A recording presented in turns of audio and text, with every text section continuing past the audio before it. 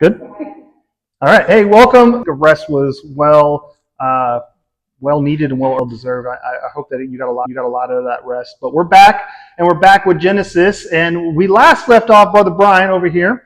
He taught on Genesis 11. I was not here, and due to technical issues, I wasn't able to listen to it. So hopefully I don't trip all over his wonderful teaching on Genesis 11. But we today are going to start an error called the patriarch error. And this is what's going to happen is the patriarch era goes from chapter 12 all the way to chapter 50. And it ends there with then Exodus being the next book of the Bible. But we're not going to get that far ahead of ourselves. What chapter 1 and 11 showed and summarized, and we're going to summarize it real quick, was the creation and the downfall of mankind.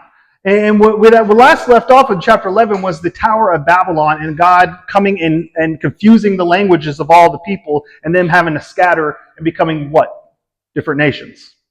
And so then we find ourselves at the end of the chapter 11 where this man named Terah is moving his family from the land of Ur to the land of Canaan, but they get sidetracked along the way in the land of Haran. So this is where we find ourselves here in the patriarchal era in chapter 12 with Abraham, or as he's known right now as Abram. So you're going to hear me calling him Abram most of the day. Abram, not Abraham. And so Abram, or Abraham, is considered to be the father of faith as time after time he displayed great faith in God, even if he was not perfect. Because we're going to find out today in this chapter that he was not perfect. Matter of fact, he was far from perfect.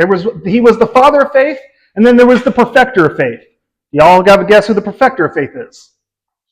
Jesus. If anything can get you points and when we're talking about from the Bible's perspective, Jesus is always the answer. Jesus. So Abraham displayed great faith. We start off with Abraham, or Abram, being called and moving with great faith, and we end chapter 12 with Abraham making a big mistake out of fear, and God still, though, moving in his life. So let's start today's reading in chapter 12, and we're going to read the first 9 verses. So somebody, by the way, I do have a lot of scripture references today, but you're only going to see on the board Genesis 12 and 13. But if you're wondering where I pull other scriptures from as I preach on Sundays, this is your scripture reference page. If you need it afterwards, I can bring it back and give it to you later. But anyway, somebody start me off with 1 through 5, and then we'll do 6 through 9. Now the Lord said to Abram, "Go from your country and your kindred and your father's house to the land that I will show you. And I will make of you a great nation, and I will bless you and make your name great, so that you will be a blessing.